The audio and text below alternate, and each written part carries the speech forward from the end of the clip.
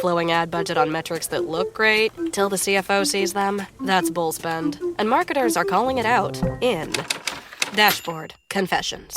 I remember telling my boss, it'll be good for the brand, when leads were slow.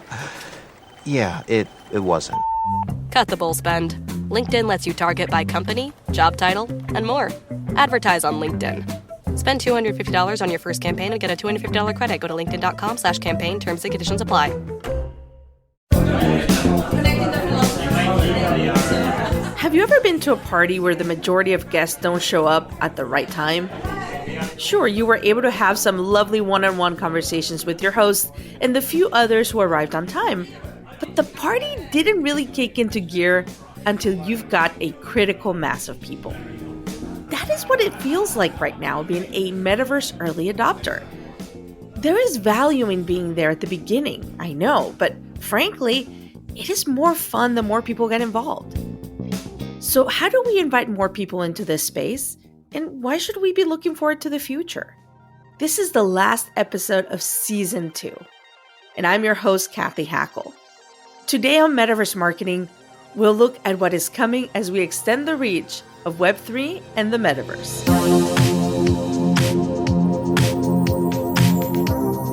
If you've never been to Paris, you know what you say? What's so great about Paris? I don't have to go to Paris. So the Metaverse is just exactly like that. Like, what's so great about the Metaverse? That's my dear friend and fellow futurist, Faith Popcorn. She is an icon. And she has been forecasting cultural trends since the 1970s. She urges the companies she works with to take the rise of the metaverse seriously. We are the explorers and the discoverers of what is going to happen. And it's our job, ethically, morally, intellectually, and economically, to build a circumstantial case so others who are not futurists can see it and believe it. Now, we have like almost a 5-decade history of being correct, right? And still, if we say metaverse, they go no. And even if I go, but you said no about this and no about that, no about this, no about that, that all happened, they go, I know, but this one's not, no. So it's very hard to tell people that the world isn't flat, it's round. It's very, very hard. As a matter of fact, I think it's pretty impossible. I think just a percentage of people will get that, and other people wait. It's not. The metaverse is not happening. The metaverse, while they're saying it's not happening, is happening, and we tell them, your competition, I think, may believe a little bit more in the metaverse than you do, and, it puts them way ahead of you. Now, it may be easy to say, sure, the metaverse is happening. But what will it look like? Who will be in charge? In our Utopia and Dystopia episode, we examine some of the hopes and fears surrounding the future of privacy, moderation, and creativity as we head into the future. And there are a lot of possibilities in every direction. Kathy Lee leads the Defining and Building Initiative at the World Economic Forum, which tries to answer some of these questions. I am proud to be a part of this initiative. I think we have a unique opportunity right now to basically rewrite the history, to set the foundations for the metaverse and avoid the problems of today's internet propagating into Web3. So defining and building the metaverse is an initiative we launched earlier this year in response to the immense business and public interest in the space. Media and the world accelerated interest in the space when Facebook rebranded to Meta. But in fact, the technologies and the concept of the metaverse have already been percolating for some time and are expected to be fundamental to our next internet iteration.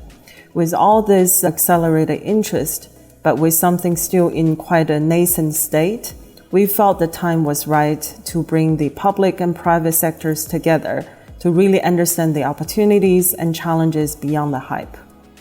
It's about bringing together key stakeholders, including private sector, governments, civil society, and academia, to define and build the parameters of a economically viable, interoperable, safe, and inclusive metaverse. The initiative focuses on two key areas. One is metaverse governance. What does good governance of the metaverse look like, and how can we recommend regulatory frameworks accordingly? And second, economic and societal value creation, which studies how innovation and value creation can be strengthened for the benefit of society. More than 100 companies and organizations have committed to joining the initiative since the launch of the initiative at our annual meeting in Davos in May this year. We're hoping to take some learnings from the formation of the existing internet to be proactive about governance in the space and to help ease the inevitable transition from an economic and societal standpoint as well. Governance is a vital part of the metaverse's future. After all, if you look at the Wild West, it was fun to see in movies, but in reality, it was no picnic. And that's kind of what we're living right now. If you look at the social media platforms and the conversation that has been happening over the last years around the balance between free speech, content moderation, depression, so many things. And it only grows more complicated when we add the layer of extended reality and immersive experiences. As Mike Toner, Chief Marketing Officer at 3DM explains, the companies that do embrace the future of Web3 and the metaverse have a great opportunity to make a positive impact. I'd like to think that we are creating the world we all wish to see. And what I mean by that is I hope that as the creators are coming from a place of health and wellness and acceptance and talking about tough issues to build the metaverse to allow for those things, to be inclusive of those things, that is the world we all want to participate in, where everyone can achieve success, where everyone can participate and gain wealth if they want it, and change the world if they want to, and bring new ideas forward. And so to answer your question of what I hope it becomes, it is a much different world. It is a much more open, inclusive, and really focus in, I think, on us as human beings across the globe. This is something that Nicola Mendelsohn and her team at Meta are very conscious of.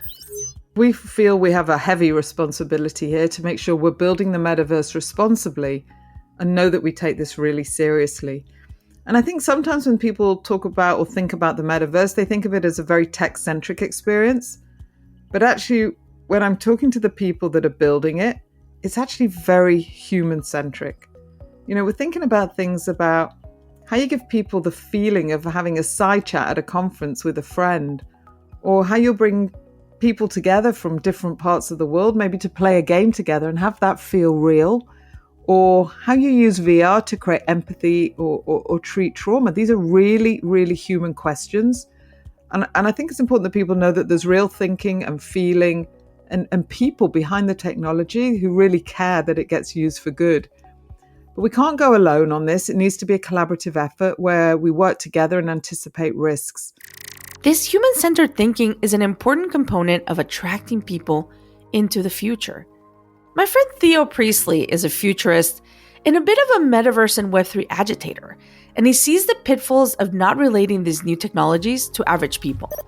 I think tend to happen because they get so excited about the technology and they don't understand how it relates to everyday life.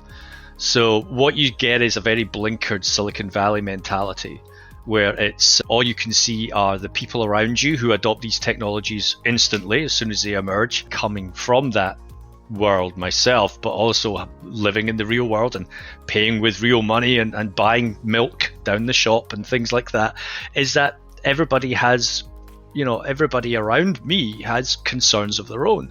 Nobody here talks about Web3 and Metaverse because they're more concerned about how I'm living paycheck to paycheck and when's my next car payment coming off. Like Web3, for example, there are 19,000 dApps, decentralized applications, on dApp radar apparently, and all of them are either an exchange or an NFT marketplace or a wallet. And what you're doing is you're actually playing to the same crowd or the same community over and over again with these. You're not actually touching anybody who has a need to use something on a day-to-day basis. So adoption rates are slow, or adoption rates are basically contained in the same ecosystem or echo chamber, if you want to call it that. As Philip Rosedale explains, the fact that the metaverse audience, depending on platform, is currently small poses a challenge to its growth. first of all, brands are not ultimately going to be successful in virtual worlds until those virtual worlds are both large and populated with a goodly number of those brands' customers. So, there's the very basic thing which we saw in Second Life, which was that the population of people that were coming into Second Life and staying there was both a little bit of a different population. That is, it wasn't a uniform cross-section of everybody in the world. It was in certain ways, but I think psychographically it wasn't. And also, more importantly, Second Life is still about 1 million people that are using it. And so, of course, that's just not a large enough city or place for brands to get into just yet. I think the same problem exists today with the metaverse projects that are going on. There isn't any population of a greater size than Second Life. Indeed, I would defend that if you're talking about grown-ups, if you're talking about people that are, late teens and older, Second Life, I think, is still, by a good margin, the largest population of those people. Randy Zuckerberg, with her Web3 community and incubator Hug, has been working to expand interest in this space. Instead of brands waiting around for people to get involved in the metaverse, she sees them as an important gateway for consumers. I think brands play a crucial role in this space because the essential thing in order for Web3 to take off is that more people need to just discover what Web3 is and fall in love with it. I sometimes feel that companies inside of Web3, they spend all of their time talking to people who are already bought into Web3. They spend all of their time on crypto Twitter and in Discord and in all of these places where people are already sold. But the problem is there's something like only a few 100,000 people that have bought an NFT ever or engaged. I mean, that could practically fill like one soccer stadium or one esports arena. And what we need is we need to bring in the next 50 million people. We need to spend less time thinking about how to get an incremental 200 people into a Discord and start thinking about how we get 200 million people into Web3. And I think that's the crucial role that brands can play because brands do speak to such a broad consumer audience. Brands can really play that middle important role of being the in-between between Web3 and consumers and onboarding that next generation.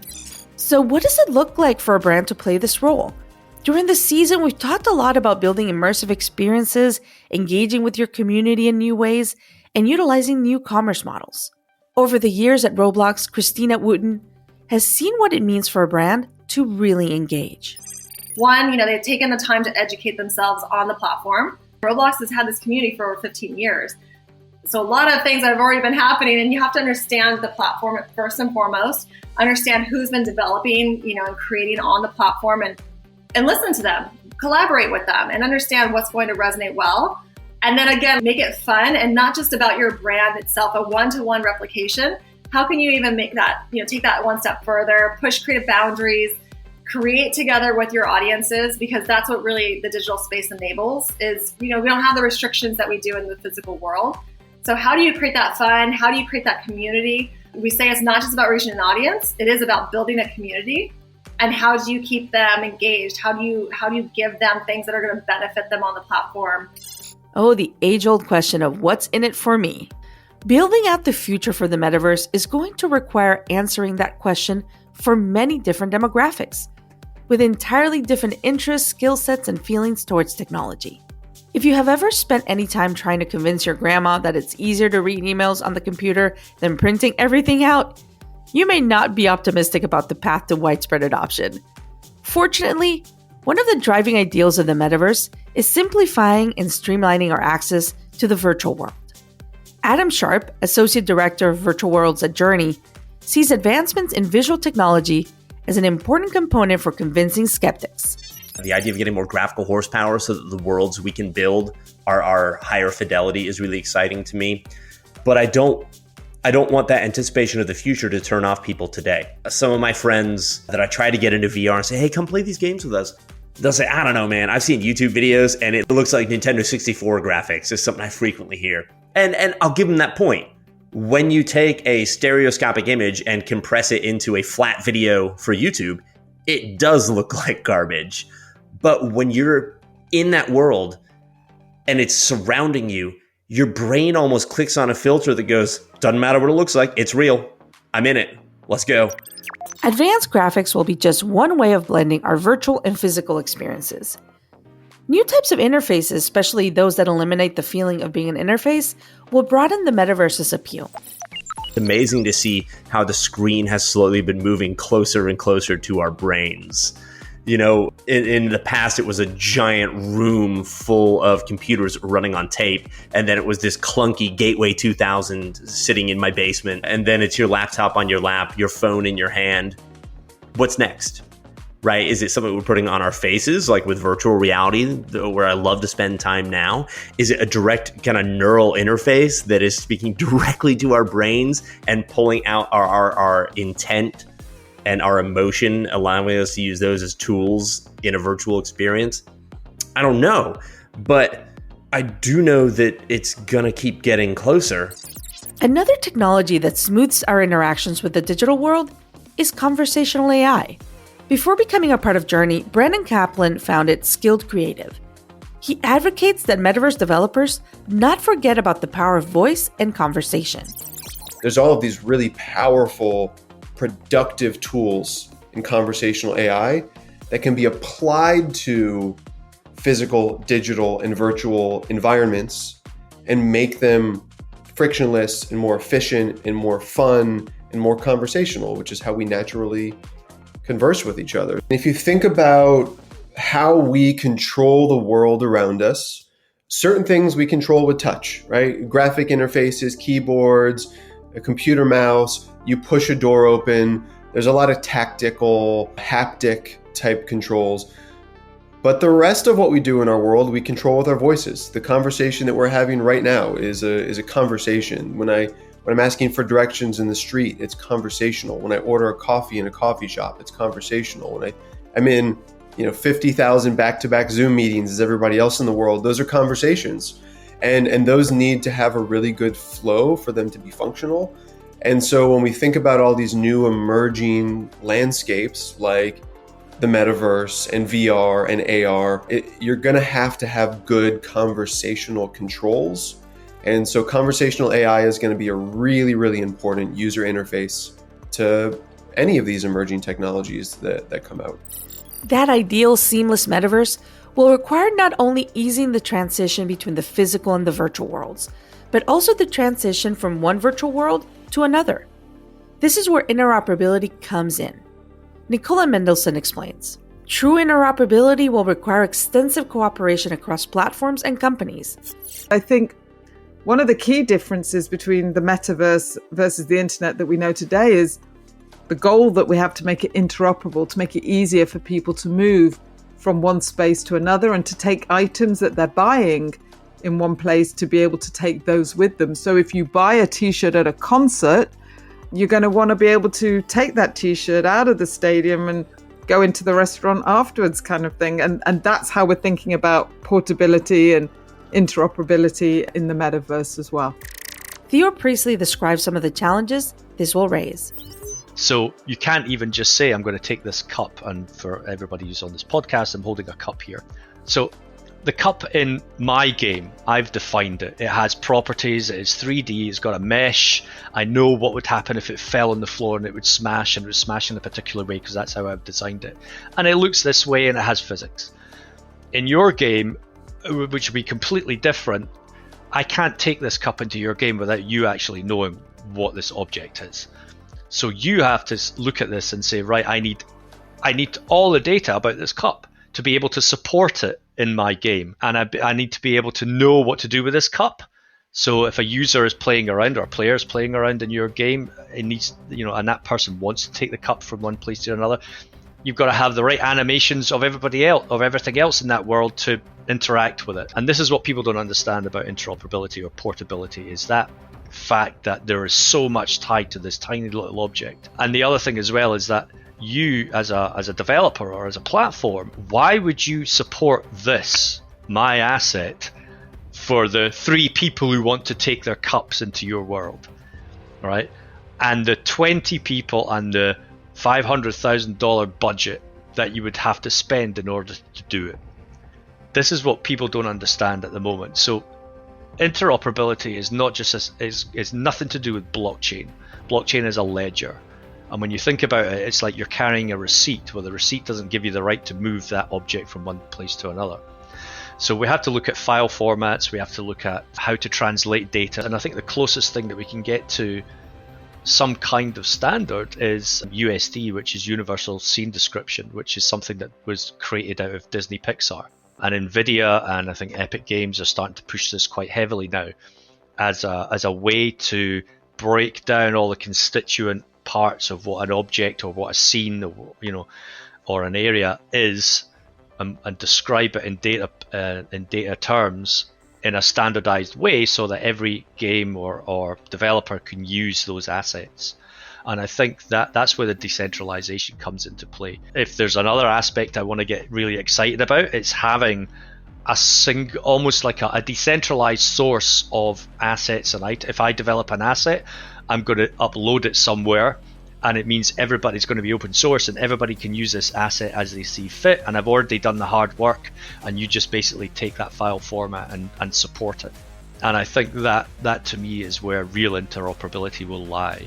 Just being able to draw down an asset rather than having to physically move one asset to another. Kathy Lee is also tracking the challenges posed by a metaverse built by competing companies. What's really interesting, though, is that the original Web 1, the internet as we know it, was invented by governmental research labs and agencies, and very few people understood its potential commercial upside at the time.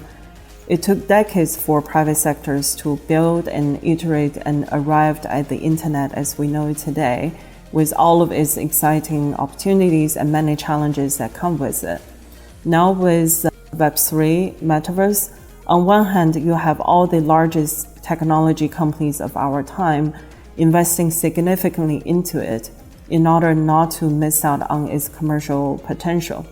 On the other hand, the underlying philosophy of Web3, which is all about giving individual users their data ownership back, is very much at odds with what the big platforms are trying to achieve, at least for the time being. So it's going to be very interesting to see how this plays out and how the industry will be made.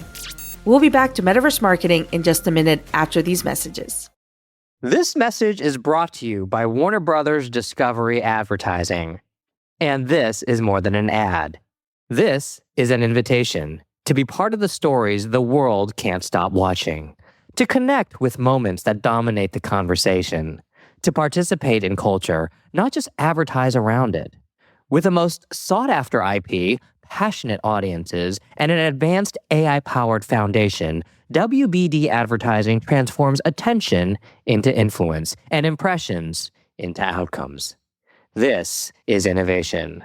This is impact. This is opportunity. This is Warner Brothers Discovery Advertising. Visit advertising.wbd.com to learn more. Are your ad campaigns lighting up the dashboard, but not the pipeline? That's bullspend, and marketers are calling it out in Dashboard Confessions. My boss asked for results, so I opened my dashboard for the only positive-sounding metric I had: impressions. Cut the bull spend. See revenue, not just reach. LinkedIn delivers the highest return on ad spend of major ad networks. Advertise on LinkedIn. Spend $250 on your first campaign and get a $250 credit. Go to linkedin.com/campaign. Terms and conditions apply. It may be difficult to currently imagine a true decentralized internet, but younger generations are coming to expect the ease of access it would provide. As a mom to Gen Alpha daughters, the Games Hers co-founder Rebecca Dixon has a front row seat to how rising generations already jump across platforms and between the physical and virtual worlds. The line between IRL and URL is blurring. I watch my middle school daughters have conversations with their friends that go right back and forth in the same sentence between things that they were doing online and in person. They continue conversations, and that's where the community and friendships are built. Christina Wooden from Roblox urges brands who are interested in having Gen Z and Gen Alpha customers in the future to pay attention to them as customers in the metaverse today. Gen Z, it's like they don't really see a difference sometimes in physical and digital. It's all an extension, and it's all, it's really them and it's really their experiences. So this is something that's been really special. And on Roblox, we do enable our community to create. So they are the ones that are shaping the future. And if, they don't see it, they can create it. And so when a brand comes on and they want to get real-time feedback, or they want to co-create with their audiences before products are even created in the real world, they want to create storylines before films and TV shows are in production, all of this is happening. And this is a huge opportunity for brands to just be involved in that whole process. And we know, especially with Gen Z, they want their favorite brands to feel loyal to them. They want to feel like they're being heard. I always say if brands aren't paying attention, they're not engaging with this audience now, they won't be relevant to them in the future.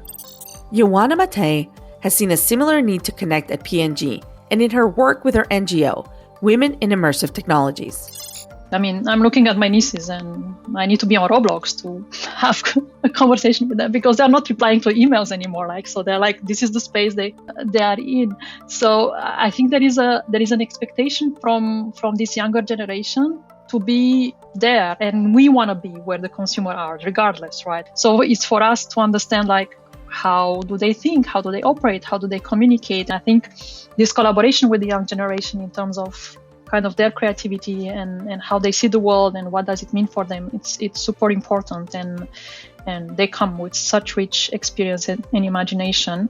We have equally the chance to contribute, but also developing the interaction rules that create safe environment. And I've seen it in the young generation in the work that I'm doing with the NGO, where they come in avatar form and with their, super creativity, and their avatars look amazing, and, it's all wonderful, and, their social, barriers are kind of dropping off, and they're truly there, and we need to make sure when they're coming there, the environment is there to welcome them as well, as they are and as they want to be.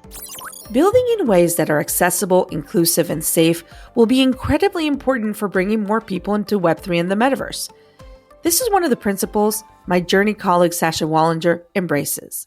What a large part of this Web3 moment offers us is to be intentional about people that we invite into conversations, but also be prepared for the unexpected. So there is that dance and that responsibility to being in the room and looking to make sure that the whole lens of the people that you see in real life are represented, but also to welcome in a voice that might not necessarily be implicitly, you'd think that there'd be an opportunity for them to contribute, and allow them to have a voice in space. So sometimes it's really important to be loud and to be very much a contributor, and other times I think the value is in listening. And I think that if Web3 is going to be that constellation that we want it to be, we're going to have a dance between listening and speaking, just as we would in any good conversation. Michelle Klein, VP of Global Business Marketing at Meta, urges marketers and communicators to get involved in that conversation today. There were things that we were doing before as human beings, and then we applied a layer of technology over the top, and suddenly, whole new industries are born, new consumer behaviors are created, and you can't imagine ever going back to the way that we used to do things. And so I think that that's, where we're at on this precipice right now with rewriting, certainly from a marketing perspective, the playbook, not losing focus on the things that we know work and are foundational to driving business goals and driving, brand health and consumer connection, but having the confidence to really explore and find out how this space could work for you and your business. I would certainly, as a marketer, have at least 10% of time or budget set aside to really think about exploration and how to get on board and how to really equip your organization to be thinking about this, and then try some tests and see what happens and learn as you go. We sometimes don't move fast enough in this industry, and then we can look back and say, gosh, I wish I had, had a mobile enabled website when mobile kicked off many years ago, or figured out, what my app strategy would be, and then we're sort of rushing to get there. And so I do think it's a good lesson as these new platforms emerge to be surrounding yourself with the intelligence and the knowledge on how you might adapt to that, whether it's now or whether it's 5 years in the future. Zoe Skaman advises brands to not only investigate the possibilities in Web3 and the metaverse, but embrace a mindset shift away from traditional marketing campaigns and towards community building and authenticity in the metaverse. I think most of them are terrified and digging their heads into the sand and going, I don't want to deal with this. I don't want to look at it. But the ones that are more open to it, they are starting to understand that this is not just a campaign that you can do. It's not going to be, a one-off time duration that they're going to put that effort into. And it's going to be much more around sort of long-term bets and actually building on those long-term bets and hypotheses over time so that you can start to transition, your business in a slightly different direction. And I think they're all like, oh my God, this is just overwhelming. It's a completely different world. And that's why we've seen loads of shit activations. So a lot of it has been traditional campaign thinking applied to this brand new world, and the two are clashing and they just don't work. So I do think it's a complete mindset shift on long-term bets, on lots of pilot programs, and on trying to find ways to kind of tap into niches, whereas previously we've been all about breadth and reach and followers and going viral. And now we're actually looking at kind of niches squared as the new success model, but they just don't know how to operate it. This can probably go without saying, but it is difficult to be a pioneer. Just in the past couple of months while we've been producing this podcast, there have been some major setbacks in the Web3 space and the economy in general, as well as the public perception of the word metaverse. As Mike Toner describes, despite these setbacks, there are still incredible developments happening, and they are happening quickly. What's fascinating to me is week by week, watching the advances of people just sharing what they're working on, on LinkedIn and Twitter. A lot of the motion capture and avatar work that's being created through the Snapchat and TikTok lenses, the removal of your physical body and the replacing of that with an avatar. I'm watching week by week what I think might be, year-long advances, the things that I thought would have taken 12 months to build and integrate. And because there is such collaboration in the space, you're seeing people combine and mix and match and create these recipes of technology that make me believe you're only months away from seeing realistic fabric being placed onto a human body or an avatar. The technology is literally exploding in its capabilities week by week. Brandon Kaplan emphasizes a similar point when working with clients interested in the metaverse. There's all of these, let's call them utopian concepts of, AR, VR, metaverse is going to give us these new worlds that we can explore, and people are going to spend significant amounts of time in them. And there's a ton of technology being built right now in the hopes of that, metaverse utopia. And I think, the reality is that metaverse utopia is maybe a long way off or may never happen, how we're thinking about it today. But the technologies that are being developed to support that vision are actually going to change the world really quickly. And we're seeing that happen in a lot of different spaces, even things like these AI production tools like GPT-3 and Midjourney and DALL-E. Those are infrastructural tools to Web3 and the metaverse, but they're very quickly changing the world. So components of it are going to change the world very quickly, but long term, will we all be living in a metaverse, hanging out all day, every day? I don't know, maybe sometime in the future, not for a long time, but components of it every year will grow more and more and more. Zoe Skaman looks forward to the possibilities as more creatives engage in this space.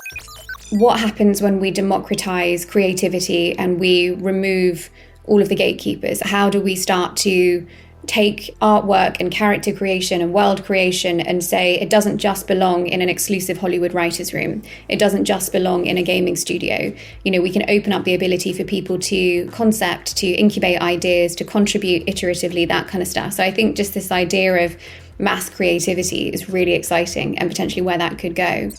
We don't know what exactly the future of the metaverse will look like, but that's kind of exciting. New technologies are still being developed and could bring about possibilities we can't yet imagine. As Theo Priestley explains, when new industries enter the space, they will find their own interesting use cases. I do think that, over the next sort of 10 years, when all the squabbling and the nonsense dies down, we'll start to see some bona fide examples turn up. And a lot of them will be driven by industries that we were not considering. Manufacturing, for example, heavy industrial use cases, oil and gas, the military. Highly advanced and very, very interested in metaverse because of the simulation capabilities. Smart cities, city development is going to be another one where people will want to simulate what will happen if I changed, a road. I mean, we'll see simulation on a giant scale using metaverse applications or metaverse platforms outside of what we see right now, which is our all social and entertainment. This is the other thing I think that a lot of people just don't get, is that the metaverse represents so much more than just video games and social entertainment and casinos and all that kind of sort of thing. That's just one small part. It's obviously a very visible part, but that's just one small part of what the metaverse is. So I'm excited to see everybody else's version of this. These new use cases won't come about unless business leaders are willing to take the risk and try something different. My colleague at Journey, Lee Keebler, who's the director of world building, is careful to make our clients feel comfortable and supported when exploring new technologies. A lot of these leaders, the last time they played a video game was Miss Pac-Man. So, they missed 20 years of video game growth. Talk with the CEO of a Fortune 500 company and you put them into what they see as a video game headset, they're actually starting to get concerned because they don't like being seen as the dumbest person in the room, because they aren't. They just don't know this tech. So we start simplistic and we put them in simple simulations of things. And then all of a sudden, once they get past the fear of how they might be perceived because they don't know anything about this, they start coming up with what they want to do with it. And as long as you listen, that's where all of the answers are. We keep trying to, as developers, we keep trying to shove the good ideas to the front. Like we for some reason have the right to say what's a good idea. No, we're developers. That maybe we have a good idea and we throw it out there and we get feedback and we iterate on it and we make it better. When building something new and when developing cutting-edge technology, there are going to be periods where not everything works or quite makes sense yet. Randy Zuckerberg encourages people to overcome their fear of uncertainty and embrace being a pioneer. I've learned so much from getting into this space. I think the first thing that it's reminded me of is that we are all beginners throughout our entire life, and that it's so important, if you want to be on the front lines of something new and you want to dive into something new as an entrepreneur, you can't be afraid to be a beginner. When you're a beginner, you have to get over your insecurities of looking silly, of not knowing everything, of asking for help. And I feel like I've had to do that on the front lines of Web3, but with the thoughtfulness and experience that comes from already having spent time in Web2. Michelle Klein actually sees these periods of hardship as opportunities. I go back to the previous .com, when the bubble burst a decade ago, some of the best ideas were born. Sometimes it's scarcity and resource constraints that enable great ideas to foster and nurture. So when you think about where we are now with an economic downturn, but certainly having the opportunity that technology is presenting us with, that could be just the most fertile ground for the best ideas to prosper. As we explored in the episode on jobs in the future, the people and companies that succeed are going to be innovative, adaptive, and ready to learn. I asked Brandon Kaplan what qualities he most appreciates about our colleagues and employees at Journey. I've noticed that in innovative spaces, some of the best characteristics are kind of a hunger for education, a curiosity, let's call it.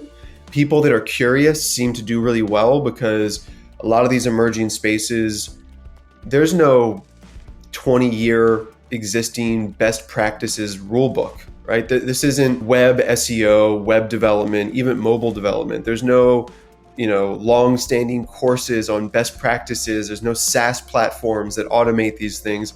It's all just kind of digging for gold.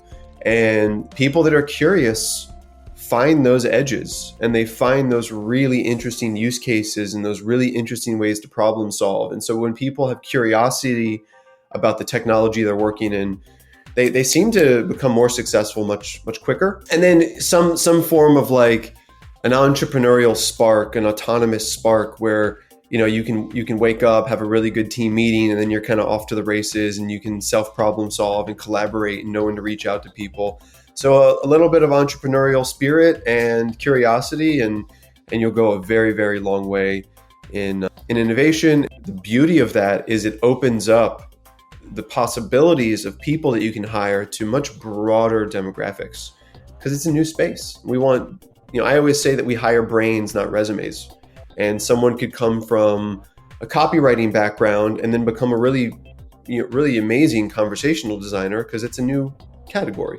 Somebody could be a really incredible game theory strategist and then move into metaverse and be really successful. And it's not a one-for-one. That resume isn't necessarily perfect, but there's a curiosity there and an interesting kind of adjacency that a lot of people can come in from different types of backgrounds and get into these spaces, which is exciting.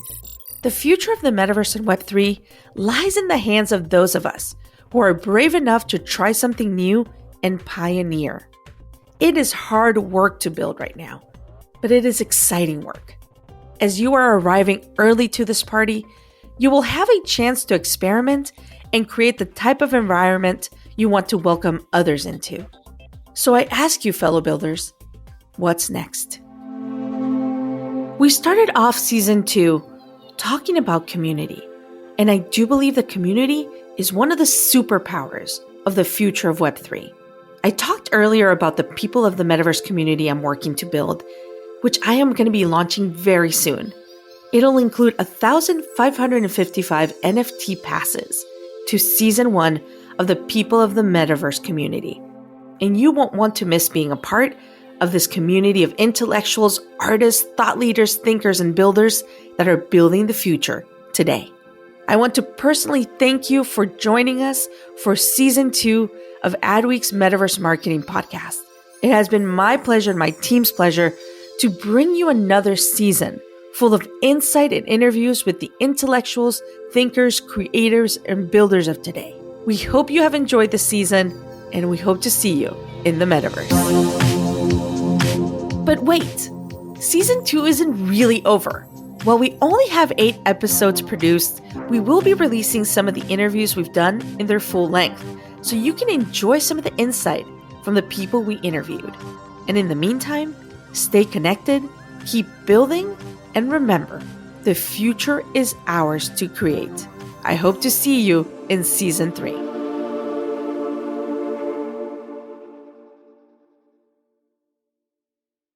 Are your ad campaigns lighting up the dashboard, but not the pipeline? That's bullspend, and marketers are calling it out in Dashboard Confessions.